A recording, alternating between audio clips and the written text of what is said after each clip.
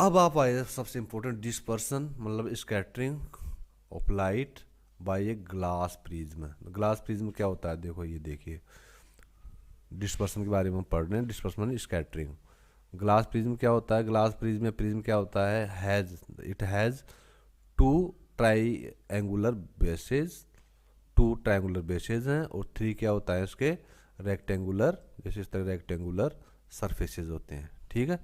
अब डिस्पर्सन का क्या है मीनिंग, देखिए, स्प्लिटिंग ऑफ वाइट लाइट, और या scattering of white light into its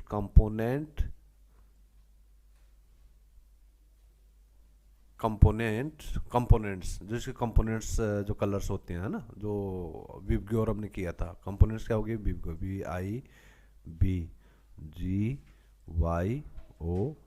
इससे होना 1 2 3 4 5 6 7, तो विबग्योर क्या हो गया ये, विबग्योर।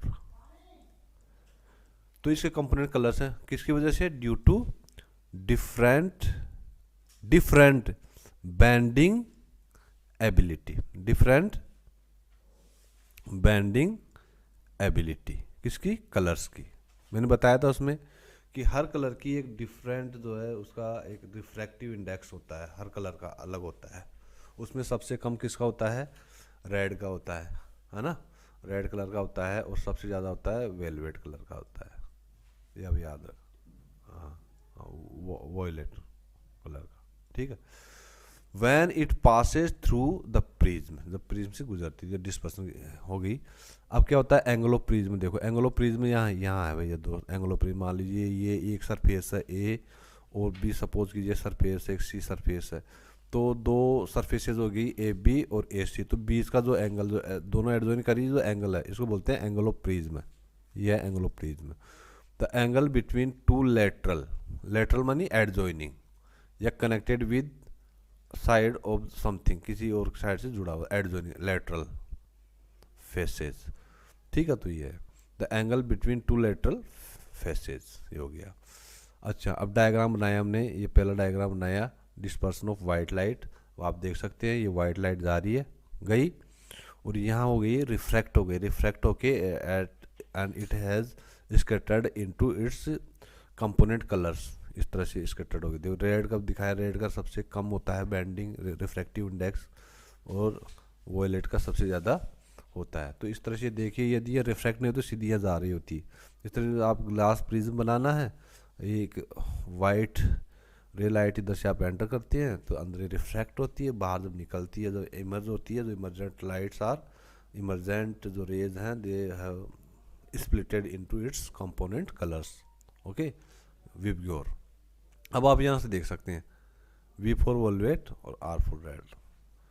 तो ये जो है ना, इसका रिफ्रैक्टिव इंडेक्स जो है सबसे कम है, सबसे कम बैंड होती है। इसके बाद में फिर येलो का नंबर आएगा, फिर ग्रीन का, सॉरी येलो का, फिर ग्रीन का, फिर ब्लू का, फिर इसका इंडिगो का, फिर इसका आएगा वोयलेट का आएगा। तो अब इस फॉर्मूले से भी याद कर सकते हैं। मतलब ये डिक्रीजिंग, ये इंक्रीजिंग ऑर्डर में है सारा, ये जो नाम है ना विबग्योर, ये इंक्रीजिंग ऑर्डर में, increasing order of refractive index. Okay.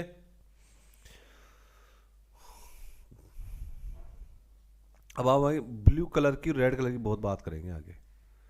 सी का कलर, इसका है जो डीप सी का वाटर का कलर ब्लू क्यों होता है, और जो सन रेडिश क्यों नज़र आता है सनसेट पे और सनराइज पे, ये सब हम आगे बात करेंगे। अब आगे देखिए, अब दूसरा डायग्राम देखिए आप, ये रहा, ये हो गया refraction of light through a triangular glass prism. ये क्या है, ट्राईएंगुलर ग्लास प्रिज्म है, ए बी सी साइड से इसकी देखो। ठीक है, तो अब यह देखिए, अब यहाँ पे आप बिल्कुल देख सकते, पी ई क्या है, पी ई आपका हो गया इंसिडेंट रे। ठीक है, ये इंसिडेंट रे हो गया पी, ये पी और ये ई। ठीक है, ये इंसिडेंट रे हो गई। फिर ई एफ क्या हो गया, ई एफ हो गया आपकी, ये ई और ये एफ, ये ई एफ, ये क्या हो गई, रिफ्रैक्टेड रे हो गई।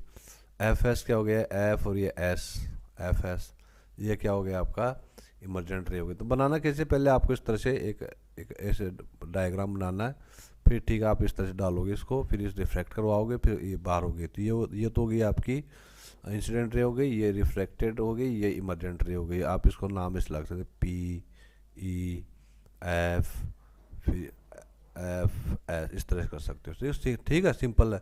फिर आप क्या करोगे, यहाँ से पैरेलल खींचोगे आप, यहाँ से आप पैरेलल खींचोगे। जो पैरेलल खींचोगे ध्यान रखना, ये जो रखा है ना ए और बी, जो ये लाइन बनाई है, तो ए बी क्या, तो ये यहाँ से मतलब एक 90 डिग्री का एंगल बनती हुई आनी चाहिए। 90 यहाँ आपको, यहाँ 90 डिग्री का एंगल बनाना भाई, इस चीज़ का ध्यान रखना। एक आपको ऐसे खींच देना है, और दूसरा जब यहाँ जो इमरजेंट रे हो रही है यहाँ पे भी आपको एक क्या खींचना है, एक नॉर्मल खींचना। जो नॉर्मल बनाओ तो इसका ध्यान रखना, ये जो लाइन है ना ए और ये जो सी लाइन है, तो यहाँ पे एकदम 90 डिग्री का एंगल बनना चाहिए। इधर किस साइड में, इस साइड में ये 90 डिग्री का एंगल बनना चाहिए। इस तरह से आप बना के ये कर सकते हो। एंगल ऑफ प्रिज्म आपका, ये एंगल ऑफ प्रिज्म है ये, ठीक है।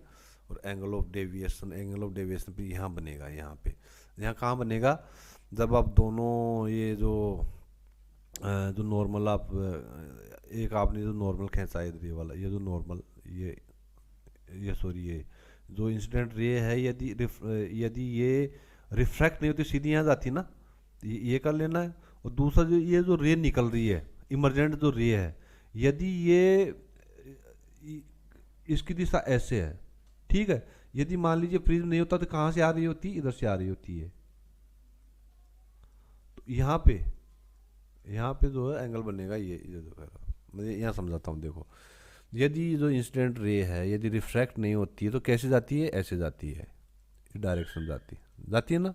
इसी प्रकार जो इमरजेंट रे है, यदि ये रिफ्रैक्ट, इसका डायरेक्शन ये है, ठीक है। यदि ये मीडियम नहीं होता, जो प्रिज्म का मीडियम नहीं होता, तो किधर से आती। अब तो इसकी डायरेक्शन निकालो, स्केल निकाल कैसे करोगे आप, ये यहाँ तक तो इधर से आ रही होती है, इधर से आ रही होती, और ये इधर जा रही होती। तो ये जो दोनों जो कटती है ना, एक दूसरे को काटती है, यहाँ पे एंगल बनाना, यह है एंगल ऑफ डेविएशन।